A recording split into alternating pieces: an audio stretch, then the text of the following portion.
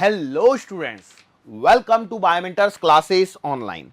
Today we are going to discuss the next topic in our chapter electrostatic potential and capacitance.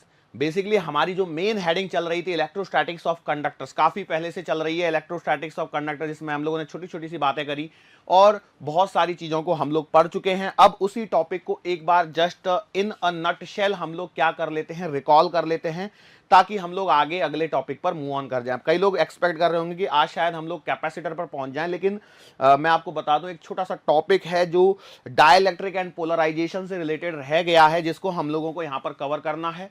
उसके अलावा एक दो छोटे छोटे से पॉइंट्स है, जैसे मैकेनिकल फोर्स की हम लोगों को यहां पर बात करनी. जो डायरेक्ट फॉर्मूला आएगा लास्ट में, डायरेक्ट फॉर्मूला को ही आपको क्या रखना है, याद रखना है.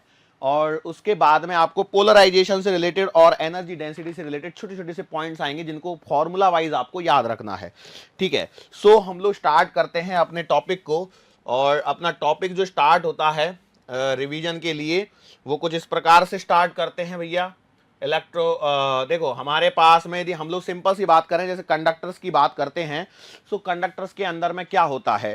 कंडक्टर्स के लिए हम लोग जानते हैं बेटा कि inside a conductor electric field zero है. देखो यहां पर हम लोगों ने कंडक्टर लिया, उसको हम लोगों ने यदि किसी इलेक्ट्रिक फील्ड में रख दिया है, तो उस कंडक्टर के अंदर का इलेक्ट्रिक फील्ड क्या आएगा, जीरो आएगा. ये बात हम लोग पहले से ही पढ़ चुके हैं. सो हम लोग कहेंगे, पॉइंट कवर कर रहे हैं, inside a conductor electrostatic field is zero. आगे बढ़ने पर हमारे पास में एक पॉइंट और आता है, जिसके बारे में हम लोगों को यहां पर डिस्कस करना है. अब देखो मैं यहां पर लिख के दिखा रहा हूं, बस ई इनसाइड इज जीरो. नाउ हमारे पास में एक दूसरा पॉइंट आता है, वो ये आता है कि यदि हमारे पास में कोई चार्ज कंडक्टर है, क्या है, कोई भी चार्ज कंडक्टर है, तो इस चार्ज कंडक्टर की सरफेस पर जो इलेक्ट्रिक फील्ड होता है that will be normal to the surface. मतलब क्या है, जैसे सरफेस को ले लेता हूं, तो यहां पर इलेक्ट्रिक फील्ड की जो डायरेक्शन है सरफेस के क्या होगी, परपेंडिकुलर होगी. सरफेस के क्या होगी, परपेंडिकुलर होने वाली है. That is the second situation, second point जो मैं यहां पर आपको रिकॉल करवाना चाहता था. इसके बाद में हम लोग थर्ड पॉइंट की तरफ बढ़ते हैं. तो थर्ड पॉइंट कहता है कि जब हमारे पास में कोई एक कंडक्टर अवेलेबल है जिसके अंदर में एक कैविटी प्रेजेंट है, और इस कैविटी के अंदर में यदि हम लोगों ने कोई और कंडक्टर रख दिया है, तो यहां पर एक इलेक्ट्रोस्टैटिक शील्डिंग का इफेक्ट काम करता है. बेसिकली देखो क्या है, ये हमारे पास में कंडक्टर जिसके अंदर में प्लस माइनस चार्जेस वगैरह हैं.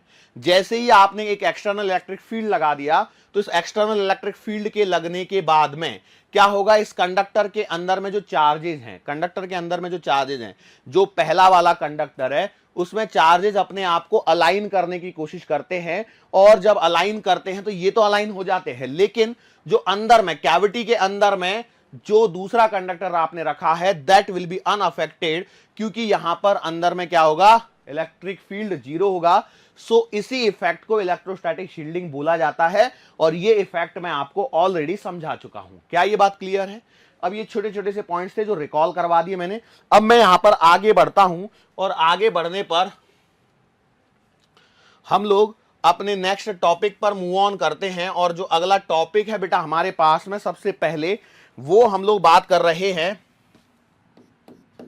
मैकेनिकल फोर्स के बारे में बात कर रहे हैं. किसके बारे में बात कर रहे हैं, मैकेनिकल फोर्स.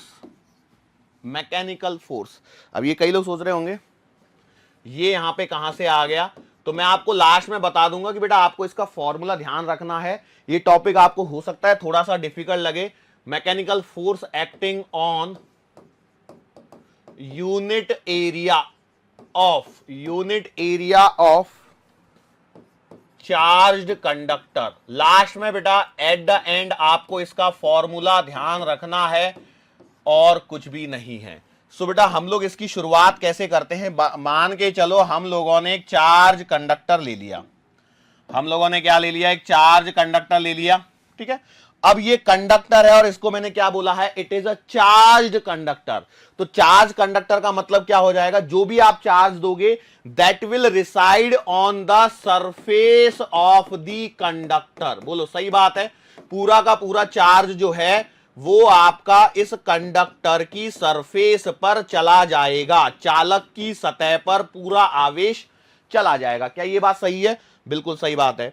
अब मैंने यहां पर हेडिंग क्या लिखी, देखो mechanical force acting on a unit area of a charge conductor. So unit area की बात करने के बजाय मैं क्या बोलता हूं, यहां पर जरा समझिए, मैंने यहां पर एक छोटा सा एरिया कंसीडर किया है। What I have done, I have taken a small area, और मैं कह सकता हूं इनफाइनाइटेसिमल स्मॉल एरिया लिया है, जिसे मैंने नाम दे दिया है ये छोटे से एरिया को ds। ठीक है, अच्छा, अब इस छोटे से एरिया के लिए मैंने यहां पर एक पॉइंट काम और किया है। मैंने दो पॉइंट कंसीडर कर लिए हैं।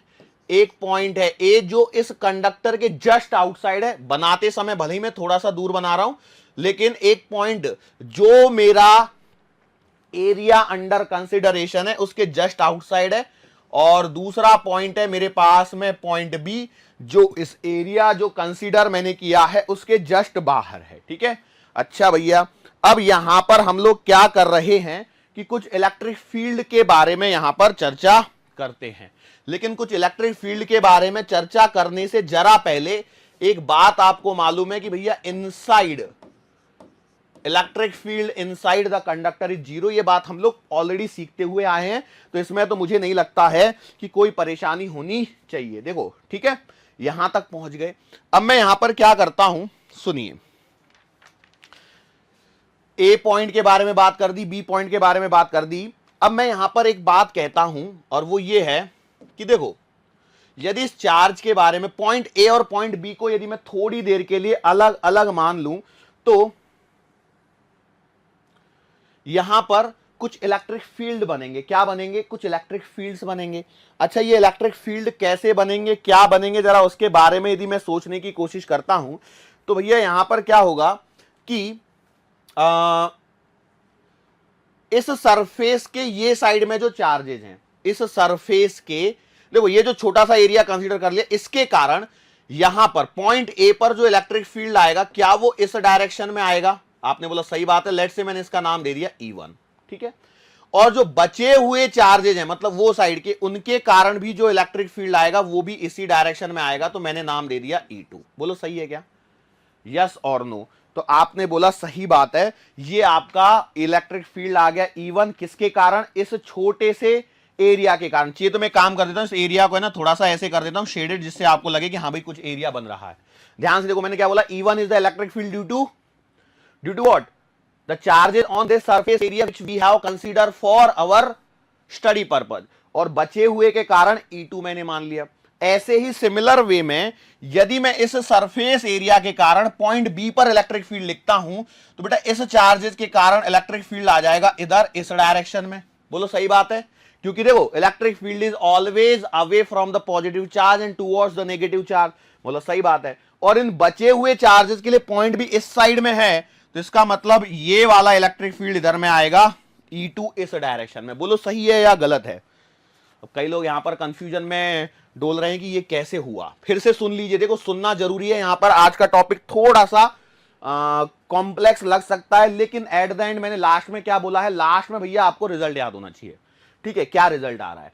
तो मैंने क्या बोला कि यहां पर ये जो पॉइंट ए है, ठीक है, और एक पॉइंट बी है, point A is just outside the surface and point B is just inside the surface. एक हमने छोटा सा इनफाइनाइटेसिमल एरिया कंसीडर किया है जिसका नाम मैंने दिया है ds। ठीक है, तो ds पर कुछ ना कुछ चार्ज रहेगा, तो इस छोटे से चार्ज के कारण पॉइंट ए पर इलेक्ट्रिक फील्ड इस डायरेक्शन में आएगा। क्यों भैया? चार्ज इस साइड में है तो अवे फ्रॉम द सरफेस हो गया।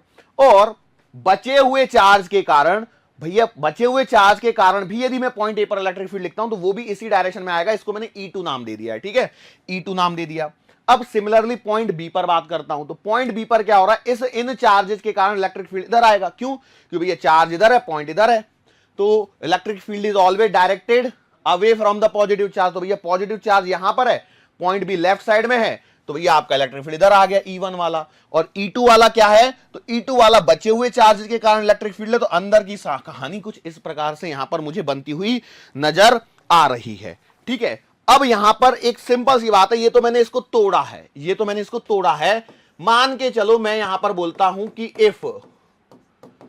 If small area is not considered, if small area is not considered, यदि मैंने इस छोटे से एरिया को कंसीडर नहीं किया होता, if small area is not considered, then या इलेक्ट्रिक फील्ड एट ए, तो उस सिचुएशन में आपका ए पॉइंट पर इलेक्ट्रिक फील्ड कितना लिखा जाता, बोलो फटाफट से।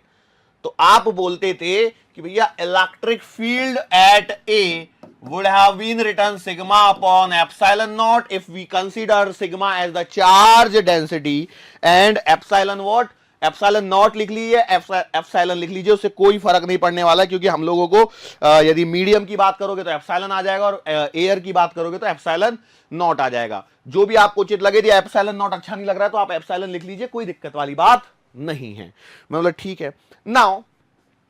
Now this is the electric field eight point A, बोलो सही बात है। अब वापस से इस डायग्राम में जब मैं लौट के आता हूं तो ये देखो, ये जो इलेक्ट्रिक फील्ड मैंने बनाए हैं E1 और E2 जो बाहर हैं वो क्या वो नेट इलेक्ट्रिक फील्ड के बारे में बता रहे हैं एट पॉइंट ए, यस और नो? आपने बोला सही बात है।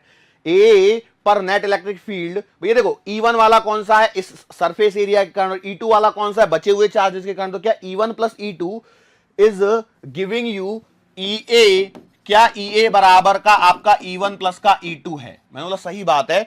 और यदि मैं इसको और आगे इक्वेट कर देता हूं तो क्या ये मेरा सिग्मा अपॉन एप्सिलॉन लिखा जाएगा? बोलो लिखा जाएगा कि नहीं लिखा जाएगा? तो आपने बोला सही बात है। सिमिलर वे में,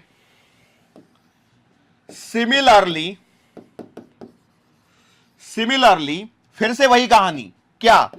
if small area is not considered, if small area is not considered, यदि मैंने उस छोटे से एरिया को कंसीडर नहीं किया होता तो क्या होता बताओ?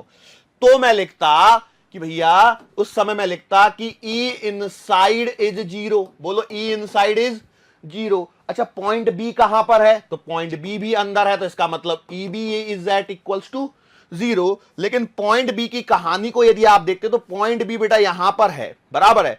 तो यहां पर नेट इलेक्ट्रिक फील्ड E1 और E2 इस प्रकार से आ रहे हैं, तो आप यहां पर लिखते थे किस प्रकार से? E1 माइनस E2 बराबर जीरो, E1 माइनस E2 बराबर जीरो, या फिर मैं कह सकता हूं कि E1 बराबर E2। बोलो ये बात सही है कि गलत है? यस और नो? मतलब मॉड ऑफ E1 आना चाहिए, जाहिर सी बात है, वेक्टर डायरेक्शन मैग्नीट्यूड के लिए मैं बात कर रहा हूं, तो E1 बराबर E2 आना चाहिए। और यदि E1 बराबर E2 आ जाता है तो इसको मैं वापस यहां पर लेके आ जाता हूं। भाई देखो सिंपल सी बात है, क्या?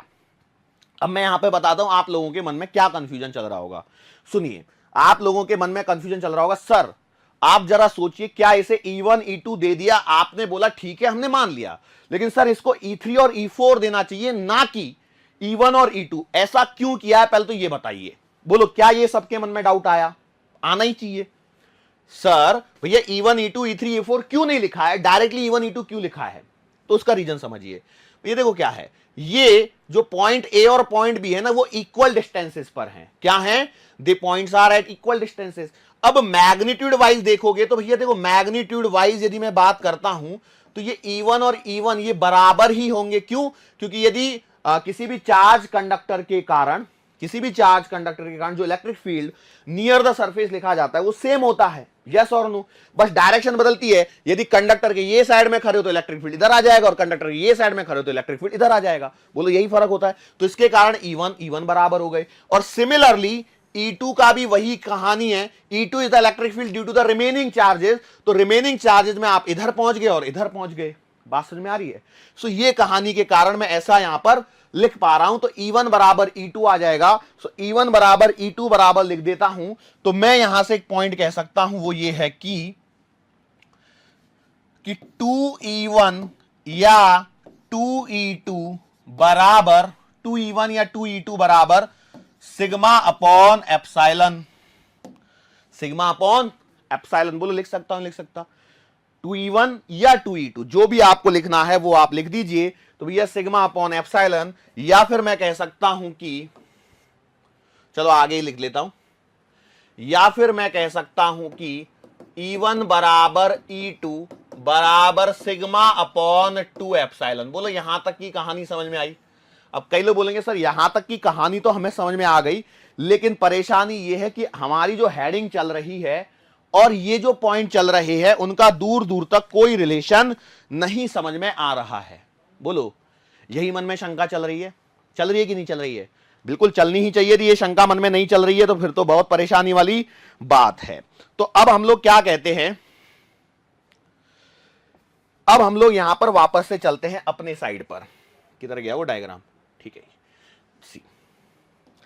अब हम लोग पहुंच गए यहां पर वापस से। अब इस एलिमेंट पर फिर से फोकस कीजिए। अब इस एलिमेंट पर फिर से फोकस कीजिए, और वो क्या है? देखो E1 और E1, देखो इधर का E1 और इधर का E1 मैग्नीट्यूड वाइज सेम, बिल्कुल सही है। डायरेक्शन वाइज अपोजिट, बिल्कुल सही है। क्या वो आपस में एक दूसरे को कैंसिल कर देंगे? बिल्कुल सही है। यस और नो? अरे बोलो सही है कि नहीं? बिल्कुल सही है। लेकिन ये वाला जो E2 आ रहा है इसकी डायरेक्शन और ये वाला जो E2 आ रहा है, दोनों की डायरेक्शन क्या है? इस डायरेक्शन में है या नहीं है? बिल्कुल सही है। सो यदि ये इस डायरेक्शन में है तो, इस डायरेक्शन में है तो इसका मतलब यह है कि भैया आपने इस छोटे से चार्ज कंडक्टर को एक इलेक्ट्रिक फील्ड के अंदर में रख दिया है। बोलो सही बात है कि गलत बात है? फिर से सुनो, मैंने क्या बोला कि इतने बड़े कंडक्टर में से आपने जो छोटा सा एरिया जो स्टडी करने के लिए लिया था, दैट एरिया और दैट स्मॉल एरिया, और मैं बोलूं that small charge is been placed inside an electric field, जो कौन सा है? E2 वाला। जो कौन सा है? E2 वाला। सो मैं लिखता भी चल रहा हूं, क्या लिख रहा हूं? Since E1 and E1 will cancel out, E1 and E1 will cancel out, बोलो सही बात है। But both E2 are in same direction, are in same direction, बोलो सही बात है। Therefore I can say that, therefore there will be net electric field in right direction, बोलो सही बात है? yes और no? और also small area ds have some charge on it, and it implies F बराबर Q इंटू E। इसका मतलब क्या है कि भैया वो छोटा सा जो चार्ज कंडक्टर है वो एक इलेक्ट्रिक फील्ड के अंदर में आ गया है, और यदि वो इलेक्ट्रिक फील्ड के अंदर में आ गया तो उस पर क्या लग रहा है? एक फोर्स लग रहा है। उस पर क्या लग रहा है? एक फोर्स लग रहा है, जो इलेक्ट्रोस्टैटिक फोर्स के हिसाब से आप F बराबर QE लिखते थे। F बराबर क्या लिखते थे? QE लिखते थे। यस और नो? तो भैया मैंने बोला सही बात है। लेकिन अब यहां पर देखिए, हमारी तो हेडिंग थी मैकेनिकल फोर्स, हमारी हेडिंग क्या थी? मैकेनिकल फोर्स थी। तो उसको कैसे जस्टिफाई करना है तो उसको समझिए।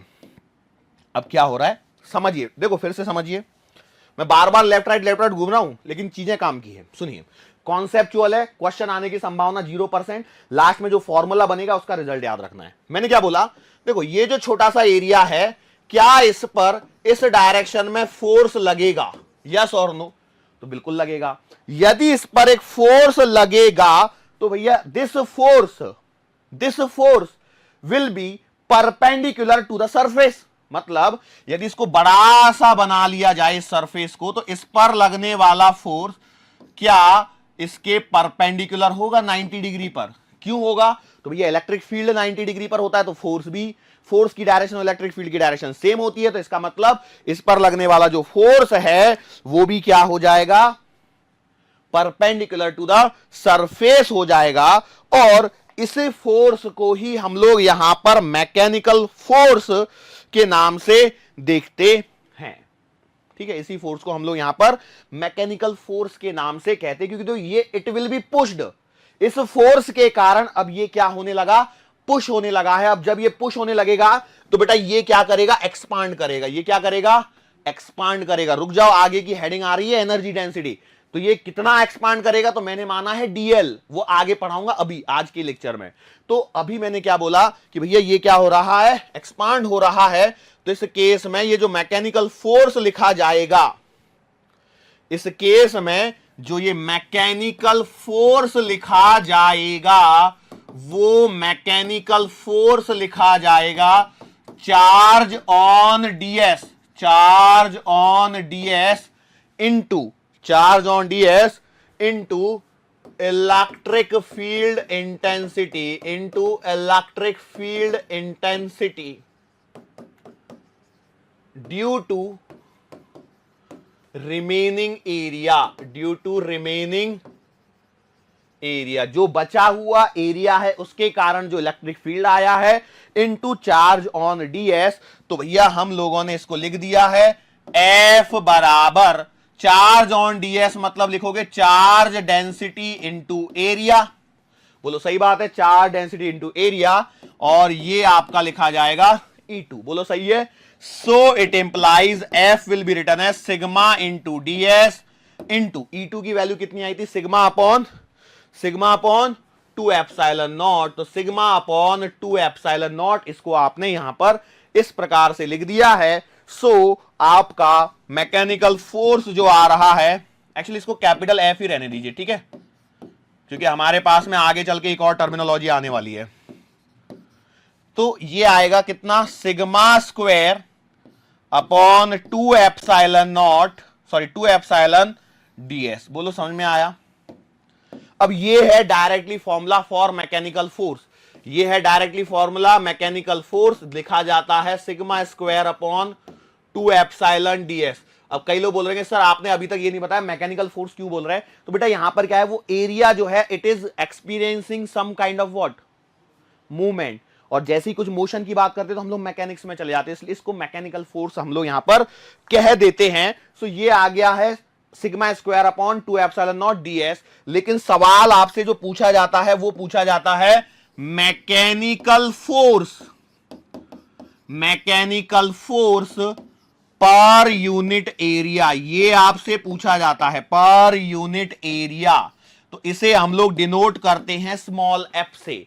Mechanical force per unit area आपसे पूछा जाता है, जिसे स्मॉल एफ से डिनोट करेंगे। तो बेटा स्मॉल एफ का मतलब आएगा mechanical force, mechanical force upon area, mechanical force upon area. So बेटा इसका फॉर्मूला कितना बनेगा, sigma square upon 2 epsilon nought, sorry 2 epsilon upon DS. तो mechanical force per unit area का फॉर्मूला आ गया sigma square upon 2 epsilon. This is the standard result जो आपको याद रखना है। एग्जामिनर आपसे सीधा सीधा यदि सवाल पूछता है तो यही सवाल पूछेगा, यही सवाल पूछेगा। अब यहां से आप देख सकते हो कि सिंस एप्सिलॉन इज कांस्टेंट, भैया एप्सिलॉन क्या होता है, कांस्टेंट ही तो है एक तरह से। तो जो mechanical force per unit area है that is directly proportional to the charge density square. ये आपका क्या रहा है, एक छोटा सा न्यूमेरिकल बन गया। इसके अलावा देखो यहां पर और छोटे छोटे पॉइंट्स देखो, sigma square will always be positive, will always be positive. बोलो यस और नो। अब भले ही आपका चार्ज नेगेटिव हो चाहे पॉजिटिव हो, क्यों भाई, देखो चार्ज डेंसिटी, सिग्मा का क्या मतलब है, चार्ज डेंसिटी। तो चार्ज डेंसिटी का मतलब क्या होता है, चार्ज अपॉन एरिया। लेकिन यहां पर हमारा सिग्मा स्क्वायर है, तो सिग्मा स्क्वायर होने के कारण चार्ज अपॉन एरिया, तो दोनों चीजें पॉजिटिव हो गई स्क्वायर करने पर। तो इसका मतलब जो mechanical force per unit area है वो भी आपका हमेशा क्या रहेगा, पॉजिटिव रहेगा। It implies F will always be positive, F will always be positive. ये भी हमेशा आपका क्या रहने वाला है, पॉजिटिव ही रहने वाला है। बोलो समझ में आया है या नहीं आया है। ये फॉर्मूला आ गया mechanical force per unit area. बोलो सही है क्या। अब इसको अलग अलग तरीके से हम लोग रिप्रेजेंट कर सकते हैं, और वो अलग अलग तरीका क्या है जरा मैं दिखाता हूं आपको। हाँ देखो, पहले तो फॉर्मूला लिख लो, पहले तो फॉर्मूला लिख लो। तो एफ का फॉर्मूला आया था sigma square upon 2 epsilon not, epsilon सही है क्या, बिल्कुल सही है। मैंने क्या किया, एप्सिलॉन, सॉरी मैंने एप्सिलॉन से नीचे मल्टीप्लाई कर दिया और एप्सिलॉन से ऊपर मल्टीप्लाई कर दिया। तो देखो ये क्या बन जाएगा, ये बन जाएगा 1/2। बोलो सही है क्या। एक एप्सिलॉन ऊपर वाले को लिख लिया, और क्या मैं इसे सिग्मा अपॉन एप्सिलॉन का स्क्वायर लिख सकता हूं, फटाफट ध्यान से देखिए, लिख सकता हूं या नहीं लिख सकता। देखो sigma square epsilon upon 2 epsilon square बन गया। अब देखो इसे हम लोग लिख सकते हैं हाफ एप्सिलॉन, और सिग्मा अपॉन एप्सिलॉन क्या था, ई था। तो इसे लिखा जा सकता है half epsilon E square. It is also another formula, it is also an another formula, yes और नो, किसका? Mechanical force per unit area. वैसे मैं आपको बता दूं, फोर्स अपॉन एरिया जरा करिए, यूनिट्स एंड डायमेंशन चैप्टर में लौट के जाइए, तो फोर्स अपॉन एरिया के डायमेंशंस लिखिए और एनर्जी अपॉन वॉल्यूम के डायमेंशंस लिखिए और कंपेयर कीजिए। ये होमवर्क है, compare dimensions of force upon area और एनर्जी अपॉन वॉल्यूम, दोनों के डायमेंशंस को चेक कीजिए और मुझे बताइए क्या चीजें सेम आती हैं या अलग आती हैं। ठीक है, चलो ठीक है, श्योर। अब हम लोग आगे बढ़ रहे हैं। सो भैया अब देखो यहां पर ये कहानी आने लग गई, ये फॉर्मूला मेरे पास बन गया। अब थोड़ा सा और आगे बढ़ता हूं मैं और चीजों को लेके आता हूं। चीजों को क्या लेके आता हूं वो समझिए। क्या हो रहा है कि अब देखो कंडक्टर पे जो मैंने चार्ज डाला था, कंडक्टर पे जो मैंने चार्ज डाला था, क्या वो डायरेक्टली डाल दिया होगा क्या? जैसे ये कंडक्टर है, ठीक है, ये कंडक्टर है, it is what, it is your conductor, okay, ठीक है। अब मुझे इसे चार्ज करना है, तो बेटा यहां पे कहीं इंफिनिटी पे बहुत सारा चार्ज है, वहां से हम लोगों ने पहला चार्ज लाके इसको दे दिया, इसने खुशी खुशी इस चार्ज को एक्सेप्ट कर लिया। नाउ जब मैं दूसरा चार्ज लेके आऊंगा तो ये क्या करेगा? This charge will oppose the charge which is coming now. बोलो क्या ये चार्ज इस आने वाले चार्ज का अपोज करेगा या स्वागत करेगा? बोलो स्वागत करेगा कि विरोध करेगा? विरोध करेगा, बराबर है। सो इसका मतलब यह है कि इस चार्ज को वहां से यहां तक लाने में you will have to do some work. आपको क्या करना पड़ेगा? You will have to do some work. बोलो सही बात है, यस। तो इसका मतलब यह है कि मान के चलो यदि कोई कंडक्टर यदि चार्ज हो जाता है, so in that process some work has to be done, कुछ ना कुछ कार्य यहां पर किया जाता है, यस और नो। तो मैंने बोला सही बात है। अब देखिए since it is a conductor, ये क्या है? कंडक्टर है, तो कंडक्टर पे जो चार्ज आता है वो इसकी सरफेस पर रहता है। वो कहां रहता है? इसकी सरफेस पर रहता है। और यदि मैं इसे देखो, ये ब्लैक वाला जो है ना, ये ब्लैक जो चीज है ये है आपकी सरफेस, ये अंदर है आपका कंडक्टर और बाहर है आपका मीडियम। बोलो सही बात है कि गलत? अंदर कंडक्टर है, बीच में ये सरफेस है और बाहर यहां पर क्या है? मीडियम। बोलो यस और नो। कंडक्टर, सरफेस और मीडियम। तो इसका मतलब क्या हो रहा है कि जो भी चार्ज आप लेके आ रहे हो उसको किसी मीडियम के अंदर में से लेके आ रहे हो, बराबर, और मीडियम में से लेके आए तो जो चार्ज डिस्ट्रीब्यूशन हो रहा है उस सरफेस के ऊपर ऊपर में हो रहा है। तो जब ऊपर ऊपर में हो रहा है तो यहां पर एक इलेक्ट्रिक फील्ड प्रोड्यूस हो रहा है। भैया देखो इस पे चार्ज आ गया तो इसके बाहर में यहां पर एक इलेक्ट्रिक फील्ड लिखा जाएगा, सिग्मा अपॉन एप्सिलॉन। लिखा जाएगा कि नहीं लिखा जाएगा? तो आपने बोला बिल्कुल सही बात है, यस और नो। तो इस प्रक्रिया में जो आपने काम किया है वो work done, that work done will be stored in the form of electrostatic energy, that work done will be stored in the form of electrostatic energy of the conductor। और ये यहां पर इस सराउंडिंग में आ रही है। अब कई लोग बोल रहे होंगे सर इसका और इसका क्या मतलब है, हमें समझ में नहीं आया। समझाने के लिए वापस चलते हैं उसी सिचुएशन पर। तो मैंने क्या किया भैया, देखो यहां पर वो छोटा सा जो एरिया लिया था, पहले भी एरिया लिया हुआ था, छोटा सा इनफाइनेटेसिमल एरिया, डीएस मैंने नाम दिया। अब एक बात बताओ, इस छोटे से एरिया पर जो फोर्स लगेगा क्या वो इस डायरेक्शन में फोर्स लगेगा? मैंने बोला यस, सही बात है, इस छोटे से डायरेक्शन में फोर्स लगेगा। अच्छा, क्या इसी डायरेक्शन में इलेक्ट्रिक फील्ड भी होगा? बिल्कुल सही बात है। तो मैंने क्या माना? मैंने माना कि भैया ये जो छोटा सा एरिया है उस फोर्स के कारण, इस मैकेनिकल फोर्स के कारण डीएल डिस्टेंस चल गया है। कितना चल गया है? D L distance. मतलब कंडक्टर की लेंथ क्या हो गई?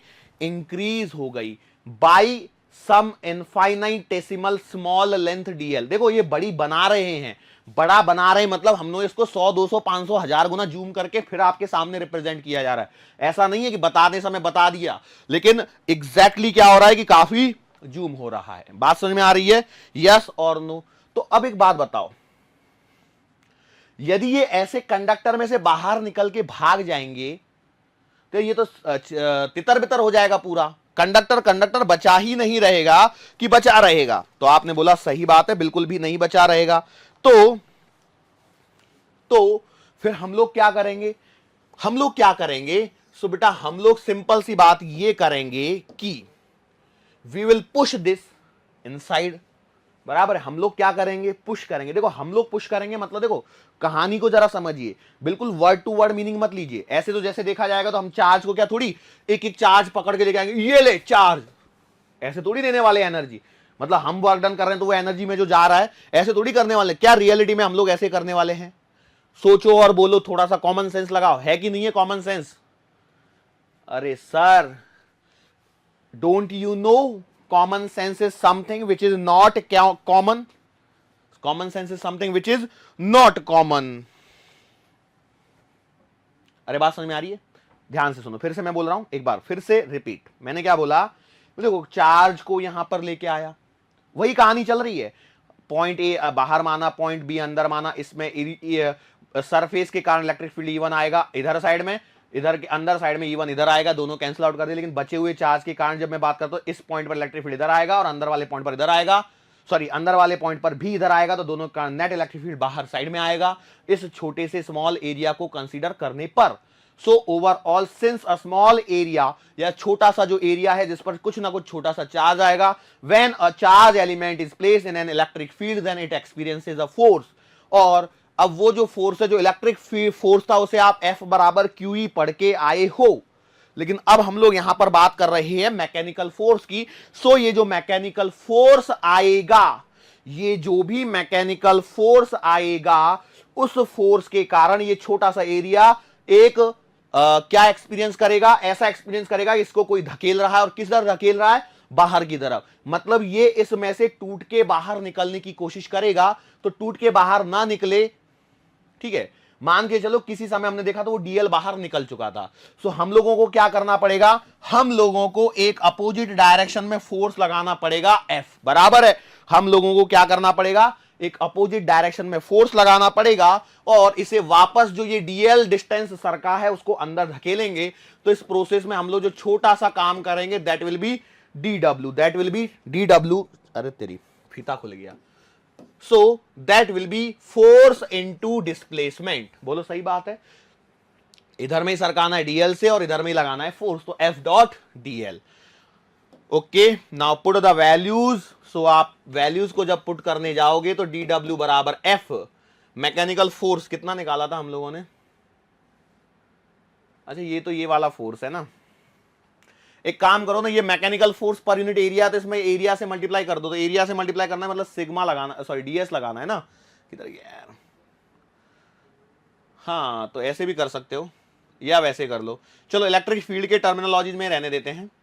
तो मैं लिखूंगा half epsilon not E square DS और डॉट DL। अब हो सकता है कि आपको थोड़ा सा ये साइड में चली गई हो, एक काम कर देता हूं यार, मेरे पास कौन सी पेजों की कमी भरने वाले पन्ने। तो देखो वापस से लिख रहा हूं DW बराबर F dot DL। F is the force, mechanical force, जिसे आपने लिखना है half epsilon not E square dot DS dot DL। ध्यान से सुनिए कैसे लिखा है मैंने।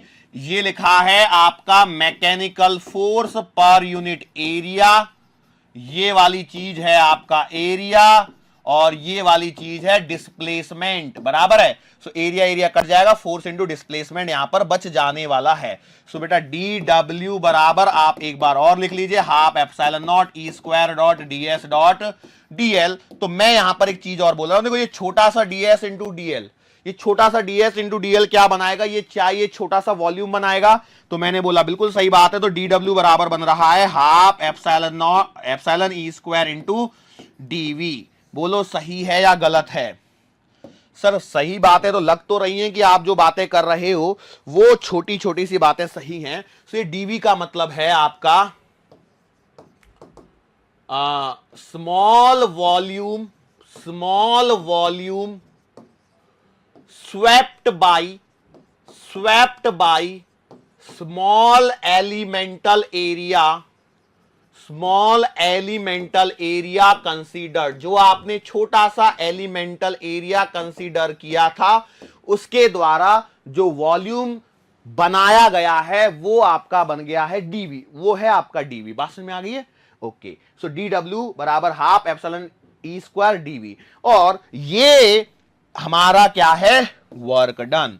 So this work done will be stored in the form of electrostatic energy of the medium. This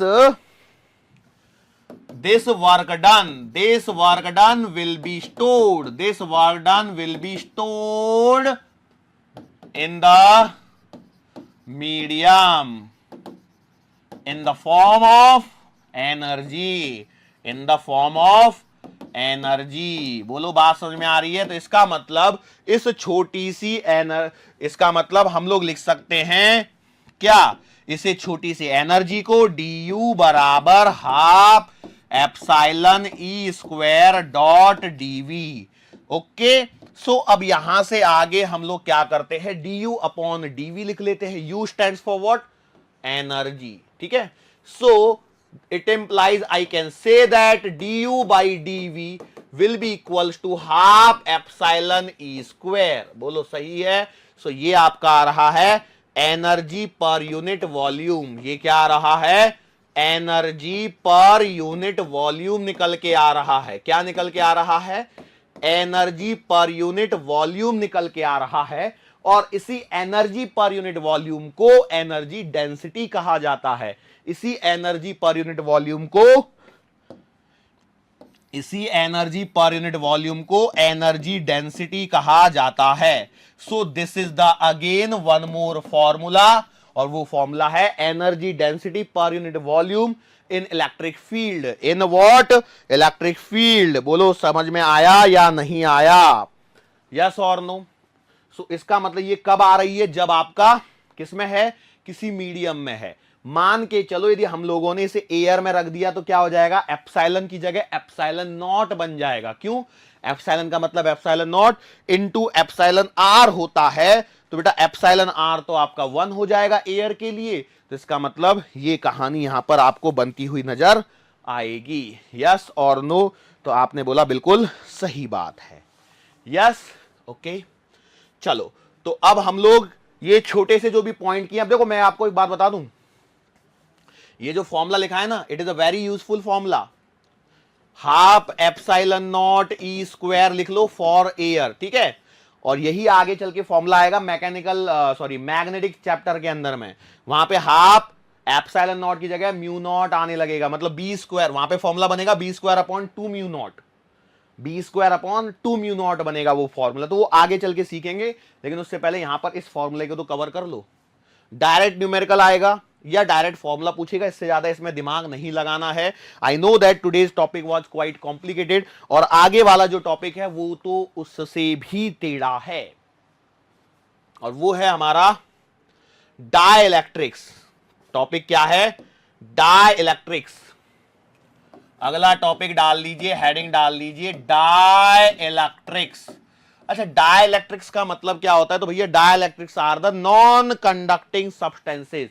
ऐसे सब्सटेंसेस जिनमें से करंट फ्लो नहीं होता है उन्हें हम लोग कहते हैं डाइलेक्ट्रिक, ठीक है, और जिनमें से करंट फ्लो हो जाए उन्हें क्या कहते हैं? कंडक्टर कहते हैं। अच्छा, कंडक्टर का बेस्ट एग्जांपल क्या है? देखो, इलेक्ट्रोस्टैटिक ऑफ कंडक्टर की आपको जब हेडिंग पढ़ाई थी उसमें 3 चीजें लिखी थी, याद हो तो? कंडक्टर, इंसुलेटर और सेमीकंडक्टर। सेमीकंडक्टर में क्या बोला था? एक पूरा चैप्टर पढ़ते हैं सेमीकंडक्टर इलेक्ट्रॉनिक्स के नाम से। कंडक्टर हम लोग पढ़ते आ रहे थे, इतनी देर से गोला बना दिया, गोले के अंदर गोला बना दिया, प्लेट लगवा दी, तो क्या होगा? अब बचा कौन सा था? इंसुलेटर। तो इंसुलेटर के नाम से नहीं, डाइलेक्ट्रिक हम लोगों को यहां पर पढ़ने हैं। तो डाइलेक्ट्रिक बेसिकली क्या है? नॉन कंडक्टिंग सब्सटेंसेस, और नॉन कंडक्टिंग सब्सटेंसेस को हम लोग इंसुलेटर भी तो कहते हैं, मतलब जिनमें से करंट फ्लो नहीं होता है। अब सवाल यह आता है कि कंडक्टर क्या है? तो कंडक्टर्स आर द मटेरियल्स जिनमें से इजीली करंट फ्लो होता है, और इसका बेस्ट एग्जांपल है आपके सामने मेटल्स। इसका बेस्ट एग्जांपल है आपके सामने मेटल्स। मेटल्स क्या हैं? जिनमें से करंट फ्लो होता है। अच्छा, मेटल में से जो करंट फ्लो होता है वो क्यों होता है? Why the current flows through the metals? तो इसका रीजन है कि भैया मेटल्स के अंदर में वैलेंस इलेक्ट्रॉन्स होते हैं जिन्हें हम लोग फ्री इलेक्ट्रॉन्स कहते हैं, और ये जो फ्री इलेक्ट्रॉन हैं या जो वैलेंस इलेक्ट्रॉन्स हैं, they can move easily inside conductor, they can move easily inside metal या लेट स्ट्रक्चर, लेकिन कितना भी फ्रीली मूव कर लें, क्या वो कंडक्टर से जंप करके बाहर आ सकते हैं? बाहर अपने आप नहीं आ सकते हैं। आ सकते हैं क्या? नहीं आ सकते हैं। अच्छा, और जब हम लोग इन्हें एक एक्सटर्नल इलेक्ट्रिक फील्ड के अंदर में रख देते, मान चलो ये कंडक्टर है हमारे पास में, भैया मान के चलो ये हमारे पास में एक कंडक्टर है और इसको मैंने एक्सटर्नल इलेक्ट्रिक फील्ड में रख दिया, तो क्या हो जाएगा? देखो ये क्या इसमें से ऐसे पास करेंगी क्या लाइन? नहीं करेंगे, ये गलत हो जाएगा। बात समझ में आ रही है? तो ये डायग्राम मैंने थोड़ी देर पहले भी आपको समझाया हो, इसको और आगे समझाता हूं, टेंशन मत लीजिए। लेकिन अब हम लोगों को बात करनी है डाइलेक्ट्रिक के बारे में। सो ये डाइलेक्ट्रिक जो है, मेन वही हेडिंग है हमारी, तो उसको कैसे समझते हैं? तो भैया आपके जो डाइलेक्ट्रिक्स होते हैं ना, ये दो तरह के होते हैं। Dielectrics are of two types. Dielectric की कितनी कैटेगरी है? दो टाइप की। एक होती है पोलार मॉलिक्यूल्स वाली और दूसरी होती है बेटा आपकी नॉन पोलार मॉलिक्यूल्स वाली।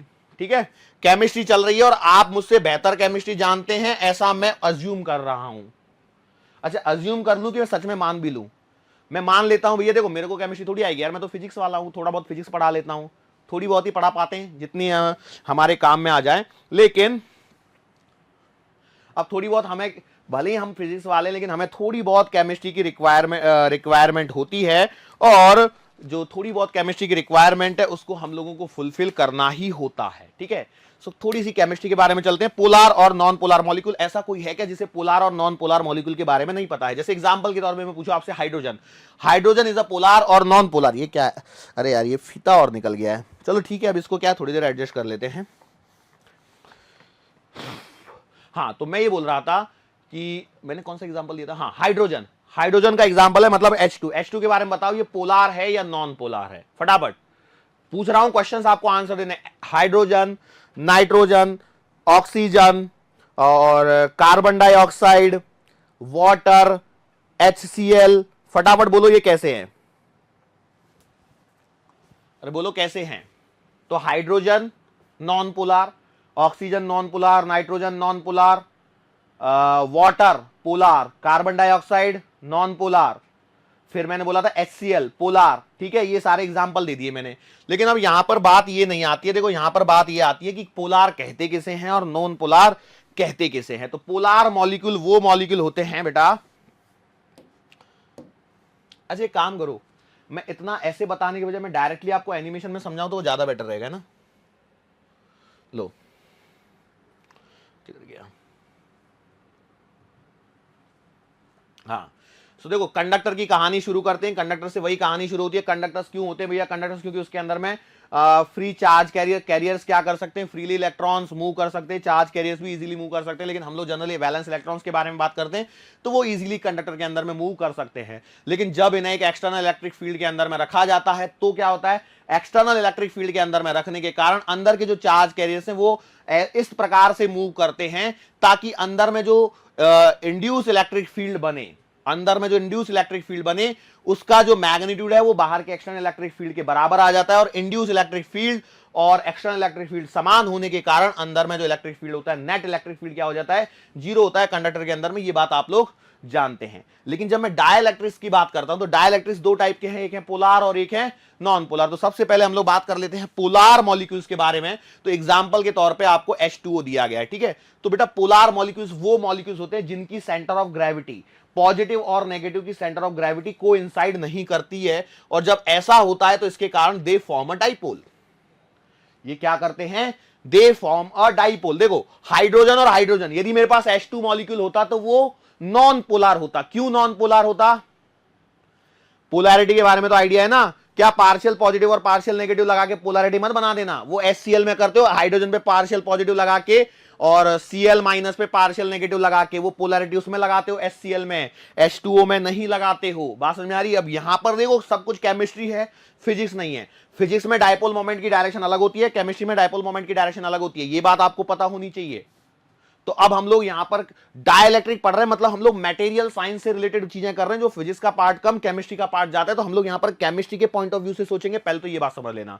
अब पहला, उसके बाद में जो सेकंड इंपॉर्टेंट पॉइंट या थर्ड जो भी मैं बोल रहा हूं वो ये है कि polar molecules are those molecules where the centre of gravity of positive nuclei and the electrons revolving around the nucleus do not coincide। मतलब जैसे मान चलो अंदर का जो न्यूक्लियस है उसका एक सेंटर ऑफ मास निकाला, और जो इलेक्ट्रॉन्स बाहर चक्कर लगा रहे हैं उनका एक सेंटर ऑफ मास निकाला, ठीक है। अब यहां पर सेंटर ऑफ ग्रेविटी क्यों कह रहे हैं, क्योंकि यहां पर एक एक्सटर्नल फोर्स है, तो इसलिए हम लोग सेंटर ऑफ मास और सेंटर ऑफ ग्रेविटी को सेम नहीं कह सकते, लेकिन ऑलमोस्ट सेम मान लीजिए, ठीक है। तो सेंटर ऑफ ग्रेविटी क्या है, यहां पर कोइंसाइड नहीं करती हैं, और कोइंसाइड नहीं करती हैं मतलब क्या होता है कि अलग अलग बनती हैं। जैसे ये हाइड्रोजन इन दोनों का मिला के मैंने यहां पर एक पार्शियल पॉजिटिव चार्ज मान लिया, और ऑक्सीजन का यहां पर मान लिया, तो देखो यहां पर ऑक्सीजन का नेगेटिव आ गया, यहां पर हाइड्रोजन का पॉजिटिव आ गया, तो यहां पर एक डाइपोल तैयार हो गया, ठीक है। क्यों? when two charges are placed very close to each other, when two opposite charges are placed very close to each other, then they form a dipole। तो यहां पर एक डाइपोल बन गया। अब फिजिक्स के हिसाब से नहीं चलना है, मैंने बोला केमिस्ट्री के हिसाब से चलना है, तो केमिस्ट्री के हिसाब से यदि मैं डाइपोल की डायरेक्शन लिखूंगा, so that will be from negative charge to positive charge. अरे बात सही है ना? ऐसी करते कि गलत कर रहा हूं? कई लोग सोच रहे होंगे सर हमें कौन सा पता है, जो आप करवा देंगे वही हमारे लिए तो सही है, बाकी तो आपकी मर्जी के ऊपर डिपेंड कर रहा है कि आप क्या चाहते हैं। मतलब आप चाहते हैं ऑक्सीजन से हाइड्रोजन की तरफ रखो या हाइड्रोजन से ऑक्सीजन की तरफ रखो, तो जैसा भी आपको रखना है आप रख लीजिए, लेकिन हम तो यही कहेंगे। एक सेकेंड, मैं उल्टा तो नहीं बोल दिया ना जल्दबाजी में कि केमिस्ट्री में ऐसा है, केमिस्ट्री में ऐसा है, करते करते जो पता लगा मैं ही खुद ही उल्टा बोल देता हूं। माइनस क्यू से प्लस क्यू ही होती है ना डाइपोल की डायरेक्शन फिजिक्स में। अरे यार फिजिक्स और केमिस्ट्री दोनों पढ़ने के चक्कर में मैं खुद कंफ्यूज और हो गया। चलो कोई बात नहीं, मैं यहां पर कुल मिला के ये कह रहा हूं कि भैया आपकी जो डाइपोल की डायरेक्शन है वो माइनस से पॉजिटिव है। माइनस प्लस क्यू मैंने से रखता सही है बेटा, फिजिक्स के हिसाब से ही माइनस से प्लस है। ओके सॉरी, जो भी मैंने बोला होगा उसके लिए। सो मैंने क्या बोला, यहां पर डाइपोल क्रिएट हो गया, ठीक है। डाइपोल क्रिएट हो गया तो इसका कुछ ना कुछ क्या आएगा, डाइपोल मोमेंट आएगा। अब यहां पर मेन बात क्या होती है कि जो पोलर मॉलिक्यूल्स होते हैं, क्या होते हैं, जो पोलर मॉलिक्यूल्स होते हैं उन्हें जब हम लोग देखते हैं तो क्या होता है, इनमें होता है थर्मल एजिटेशन। थर्मल एजिटेशन का मतलब समझ में आ रहा है? थर्मल एजिटेशन का मतलब समझ में आ रहा है?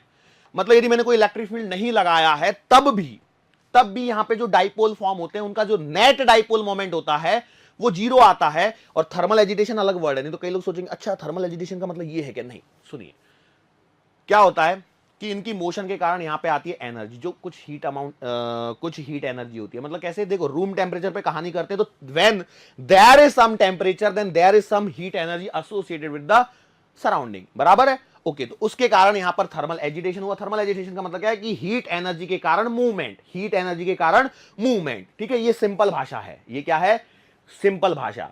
और मूवमेंट बोला था मतलब मोशन, मूवमेंट बोला था मतलब मोशन, नहीं तो पता लगा कई लोगों ने मोमेंट सुन लिया होगा, आघूर्ण वाला। नहीं नहीं नहीं, मैं मोशन की बात कर रहा हूं। तो मैंने क्या बोला कि भैया थर्मल एजिटेशन के कारण मतलब रूम टेम्परेचर पर भी कुछ तो कुछ टेम्परेचर है, और कुछ ना कुछ टेम्परेचर मतलब कुछ ना कुछ एनर्जी है, तो इसके कारण यहां पर क्या आएगा, मोशन होगा, ठीक है।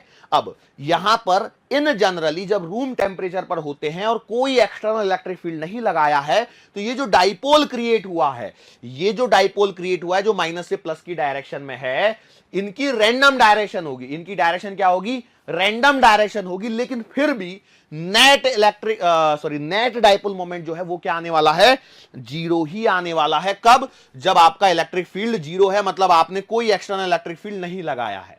लेकिन मानो कि यदि आप एक एक्सटर्नल इलेक्ट्रिक फील्ड लगा के उसके अंदर में इन डाइपोल्स को रख दो। देखो पहली सिचुएशन बना रहा हूं मैं यहां पर, ये नॉर्मल सिचुएशन जब आपका इलेक्ट्रिक फील्ड नहीं लग रहा है। तो देखो यहां पर क्या हुआ है, रुक जा, यहां पर क्या हो रहा है कि भैया इलेक्ट्रिक फील्ड नहीं लग रहा है, तब भी आपका देखो ये dipole plus minus plus minus plus minus, ये डायरेक्शन क्या है, रैंडमली ओरिएंटेड है।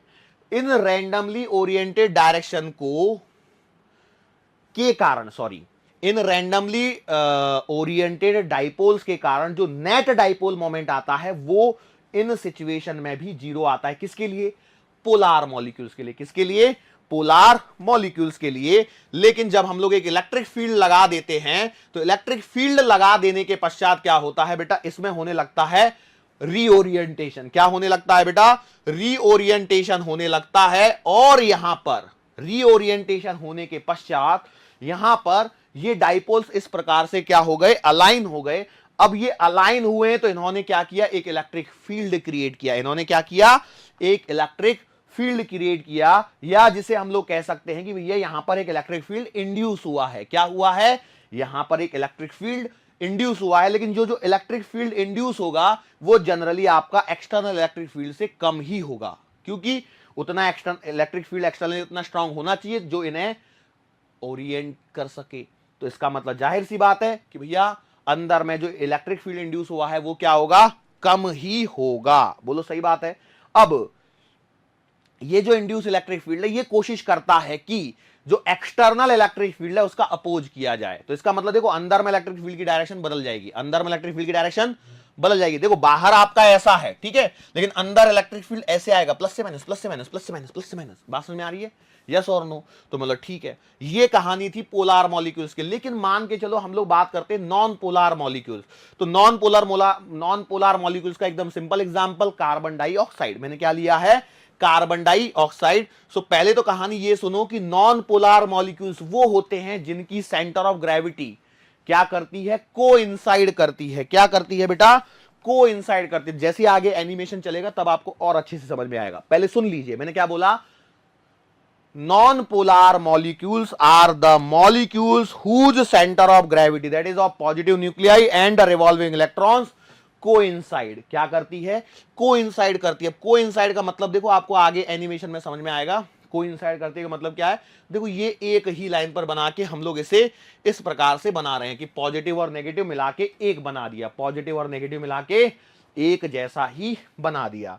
अब मान के चलो यदि इलेक्ट्रिक फील्ड प्रेजेंट नहीं है, यहां पर देखो सेंटर कोइंसाइड करा दिए।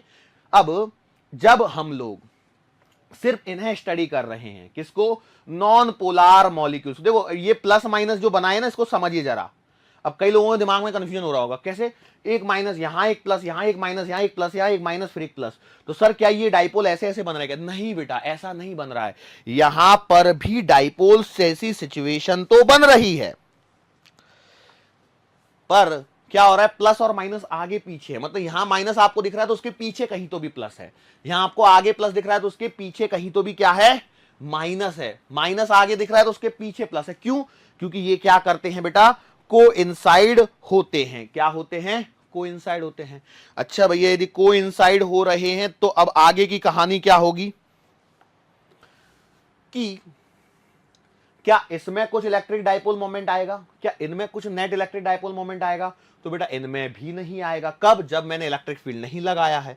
लेकिन जैसे ही मैं इलेक्ट्रिक फील्ड लगाना चालू करता हूं, जैसे ही मैं इलेक्ट्रिक फील्ड लगाना चालू करता हूं, तो जिस डायरेक्शन में आपका इलेक्ट्रिक फील्ड है वो इलेक्ट्रिक फील्ड क्या करेगा, इन्हें खींचेगा। बराबर है। तो यहां पर क्या होगा, सुनिए क्या होगा यहां पर बताइए, रीओरिएंटेशन होगा। और हम लोग बोल सकते हैं इस वर्ड को, एक वर्ड था मेरे पास में, याद नहीं आ रहा है, मैंने लिखा था यहां पे, कहां गया, मैंने लिखा था। अब ये इतने सारे पेज पे बहुत सारी छोटी छोटी सी चीजें लिखी हुई है।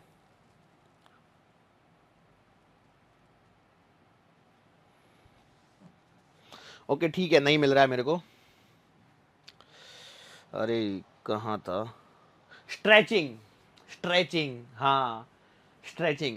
मैंने क्या बोला कि इनमें क्या होती है, स्ट्रेचिंग होती है। क्या होती है, स्ट्रेचिंग होती है और रीओरिएंटेशन होता है। और ये तब तक होता है, कब तक होता है, जब तक कि यहां पर ये जो एक्सटर्नल इलेक्ट्रिक फील्ड के लिए यहां पर एक इंड्यूस इलेक्ट्रिक फील्ड अंदर में प्रोड्यूस ना हो जाए, और यहां पर इंटरनल मॉलिक्यूलर फोर्स जो है वो बैलेंस ना हो जाए, इंटरनल मॉलिक्यूलर फोर्स बैलेंस ना हो जाए। और अब सिंस यहां पर, अब देखो, अब आपको डाइपोल्स बनते हुए दिख रहे हैं। एकदम ऐसा लग रहा है कि एक्चुअल में डाइपोल बन रहे हैं। और यदि कुछ डाइपोल बन रहे हैं तो इनका कुछ ना कुछ क्या आएगा, नेट डाइपोल मोमेंट आएगा। तो ओवरऑल कहानी देखो क्या हो रहा था कि जब आपने इलेक्ट्रिक फील्ड नहीं लगाया तो पोलार था या नॉन पोलार था उससे कोई फर्क पड़ा, नेट इलेक्ट्रिक डाइपोल मोमेंट क्या आया था, जीरो आ गया था हमारे पास में। लेकिन जब आपने एक एक्सटर्नल इलेक्ट्रिक फील्ड लगा दिया है तो आपके पास में क्या आ रहा है, एक नेट डाइपोल मोमेंट आ रहा है। और ये जो नेट डाइपोल मोमेंट है वो हमेशा कैसे आ रहा है, इलेक्ट्रिक फील्ड की डायरेक्शन से अपोजिट डायरेक्शन में एक आपको इलेक्ट्रिक फील्ड क्रिएट करते हुए नजर आ रहा है। मतलब in a nutshell I can say that the dielectric with the polar molecules or non-polar molecules develops a net dipole moment in the direction of electric field, in the direction of electric field, minus a plus, minus a plus, minus a plus, minus a plus, minus a plus, minus a plus, okay, which causes an electric field to be induced in the direction opposite to the external electric field। सवाल point को ध्यान सुनना, मैंने क्या बोला कि भैया चाहे आपने पोलार मॉलिक्यूल लिया हो चाहे नॉन पोलार मॉलिक्यूल लिया हो, दोनों ही स्थितियों में net electric dipole moment in the presence of electric field gets develop in the sorry मैं एक स्टेटमेंट फिर से बोलता हूं, पोलार मॉलिक्यूल हो चाहे नॉन पोलार मॉलिक्यूल हो, दोनों ही स्थितियों में in both the situation net electric dipole moment gets developed in the presence of external electric field. बाह्य विद्युत क्षेत्र की उपस्थिति में अंदर में क्या हो रहा है, कुल द्विध्रुव आघूर्ण उत्पन्न हो रहा है। और इसकी जो डायरेक्शन है, the direction of net dipole moment is in the direction of electric field और in the direction of external electric field. जो नेट डाइपोल मोमेंट है उसकी डायरेक्शन एक्सटर्नल इलेक्ट्रिक फील्ड की डायरेक्शन में है, ताकि अंदर में एक इलेक्ट्रिक फील्ड इंड्यूस हो सके, और उसकी डायरेक्शन उस एक्सटर्नल इलेक्ट्रिक फील्ड की डायरेक्शन की क्या होगी, अपोजिट होगी। और इसका मतलब क्या हो जाएगा कि अंदर में एक इलेक्ट्रिक फील्ड प्रोड्यूस हो गया और जिसकी डायरेक्शन इसके अपोजिट है। मतलब अंदर में क्या हो रहा है, ये जो मॉलिक्यूल्स हैं वो पोलराइज हो रहे हैं। क्या हो रहे हैं, पोलराइज हो रहे हैं, मतलब पोलैरिटी क्रिएट कर रहे हैं। क्या क्रिएट कर रहे हैं, पोलैरिटी क्रिएट कर रहे हैं। और जब पोलैरिटी क्रिएट कर रहे हैं तो यहां से हमारे पास में बेटा एक वर्ड आता है जिसे बोलते हैं पोलराइजेशन। जिसे क्या बोलते हैं, पोलराइजेशन। और इस पोलराइजेशन को डिफाइन किया जाता है net electric dipole moment per unit volume. Net electric dipole moment per unit volume is called as polarisation. ठीक है, सो मैं इस वीडियो को एक बार फिर से दिखा देता हूं आपको, फास्ट फॉरवर्ड में नहीं है, मतलब स्लो मोशन में अपने आप चलता रहेगा। मैं यहां पर साइड में खड़ा हुआ हूं ताकि आपको कुछ चीजें यदि बोलनी लगे तो मैं बोल भी दूं, नहीं तो आप ये प्ले, अच्छा रे रे रे रे प्ले का बटन तो दबाया नहीं। बेसिकली आधे बच्चे तो इसीलिए आते हैं कि हम लोगों को एनिमेशन देखना है, और एनिमेशन नहीं दिखेगा तो फिर वो नाराज हो जाएंगे। ठीक है, तो पोलर कंडक्टर के अंदर में इलेक्ट्रिक चार्जेस मूव कर रहे हैं, इजीली आप देख सकते हैं।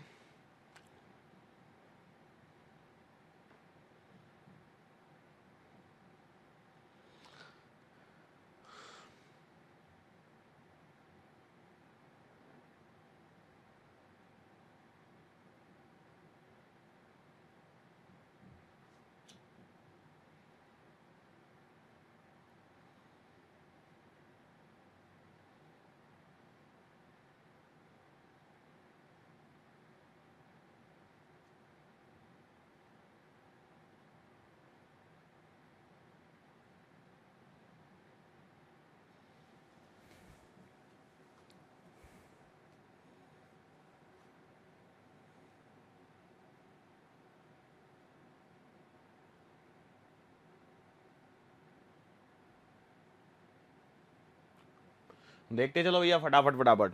वही है, कुछ नहीं, धीरे धीरे चल रहा है वो इसके लिए।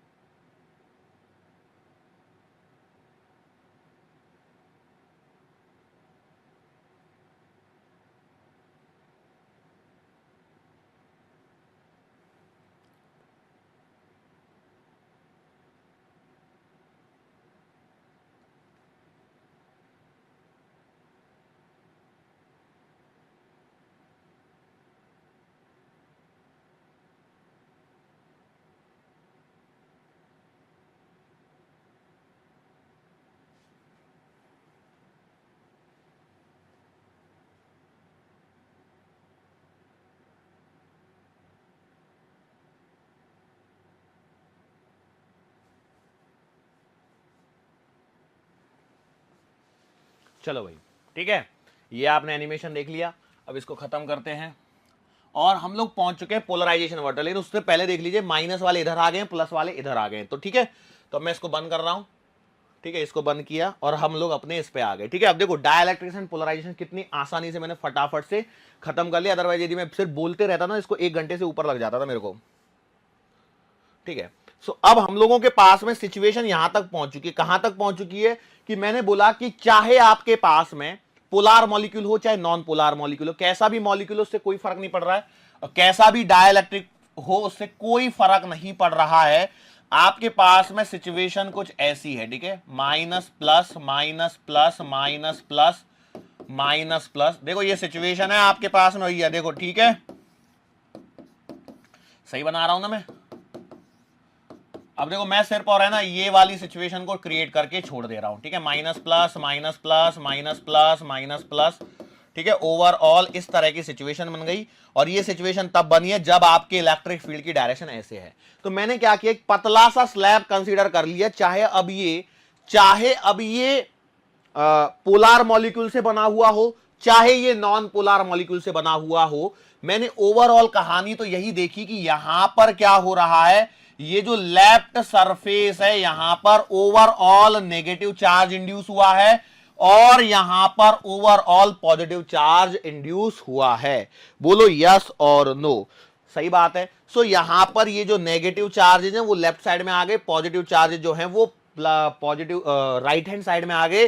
कब, जब आपका इलेक्ट्रिक फील्ड इसी डायरेक्शन में ओरिएंटेड है। सो यहां से हम लोगों ने कहा है कि इस तरह से हमारे पास में पोलराइजेशन मिला है। क्या मिला है, पोलराइजेशन मिला है। पोलराइजेशन को अब देखो हमारे पास में अलग अलग डेफिनेशन है, अलग अलग फॉर्मूला है।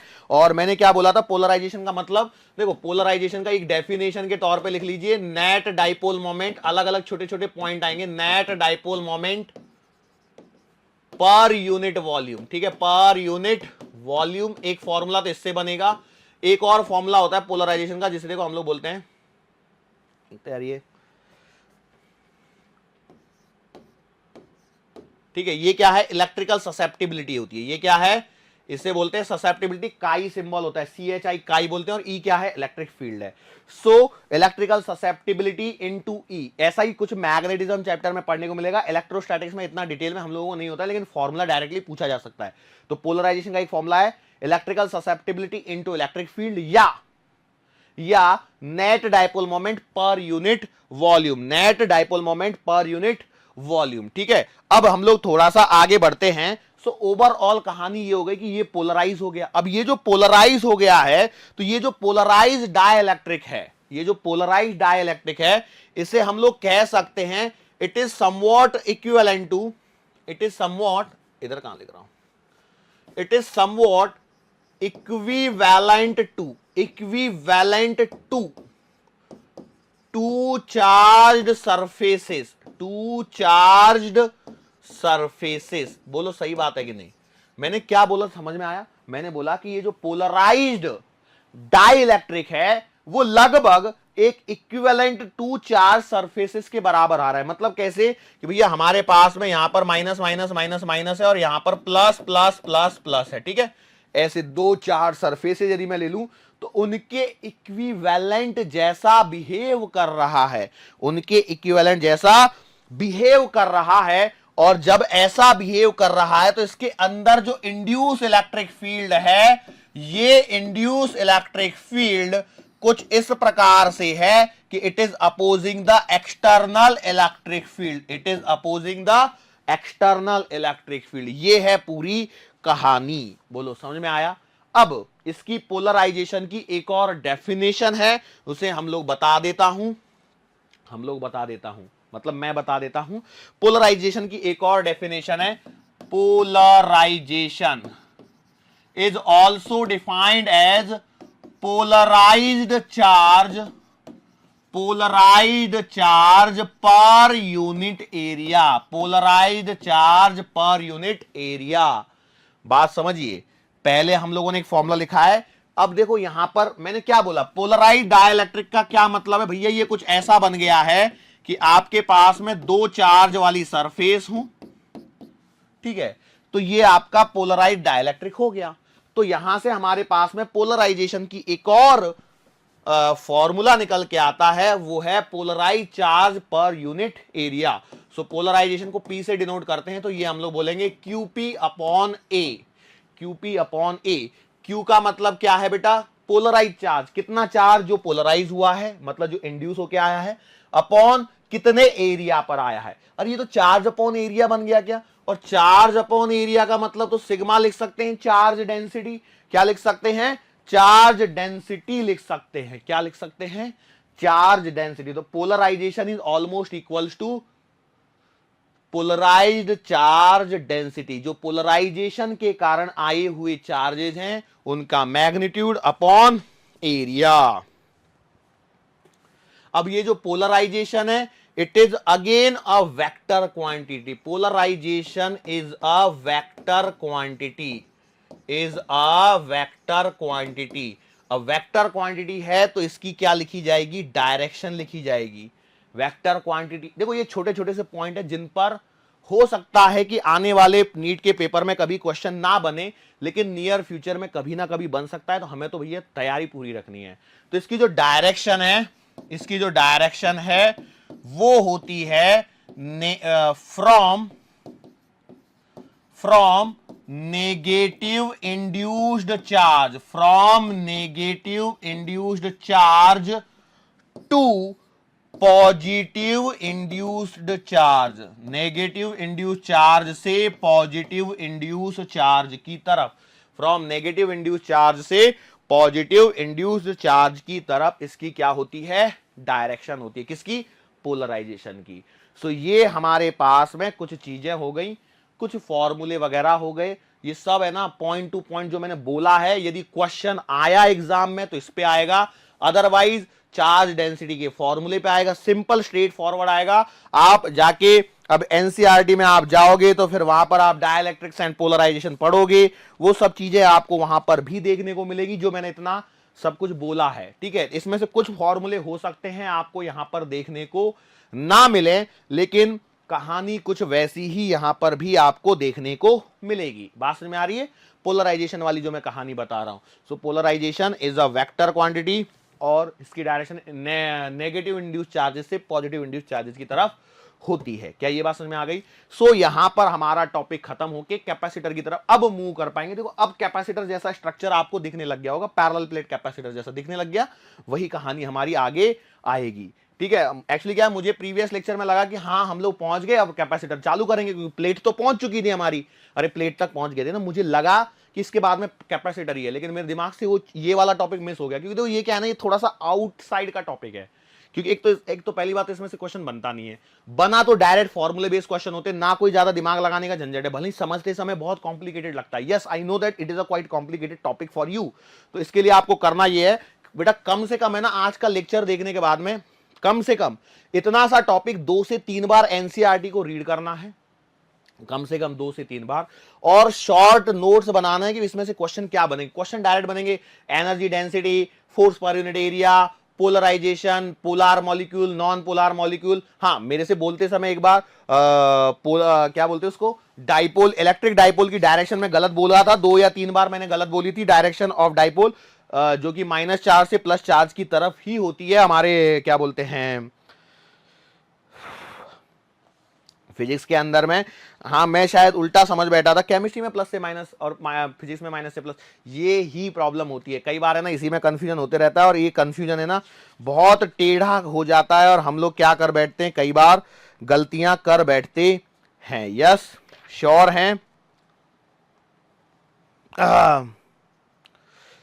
हाँ, माइनस क्यू से प्लस क्यू मैंने देख भी लिया, माइनस क्यू से प्लस क्यू फिजिक्स की ही डायरेक्शन है। ठीक है, श्योर हो गया हूं मैं अब तो बहुत ज्यादा वाला। तो ये एक मैंने से शायद पॉइंट बोलते समय 2 या 3 बार, कम से कम 10 बार मैंने गलत बोल दिया होगा, तो extremely sorry for that mistake, उससे ज्यादा और कुछ नहीं है। हाँ, क्वेश्चन की बात रही तो कौन सा पोलार है कौन सा नॉन पोलार है, इससे ज्यादा इसमें क्वेश्चन नहीं बनेंगे, और वो तो केमिस्ट्री का पार्ट हो गया। हाँ, रही बात लास्ट में फॉर्मूला, पोलराइजेशन के फॉर्मूले से रिलेटेड कुछ चीजें डायरेक्टली बन जाएं तो बन जाएं, नहीं तो नहीं भी। ठीक है, सो दैट्स इट आज के लिए बेटा, बस इतना ही। एनिमेशन देख के खुश हुए होंगे, बहुत अच्छा लगा होगा। We are working more and more towards the animations which can be presented to you. So आज के लिए बेटा बस इतना ही, मुलाकात फिर से होगी आने वाले अगले लेक्चर के दरमियान। सो तब तक के लिए धन्यवाद।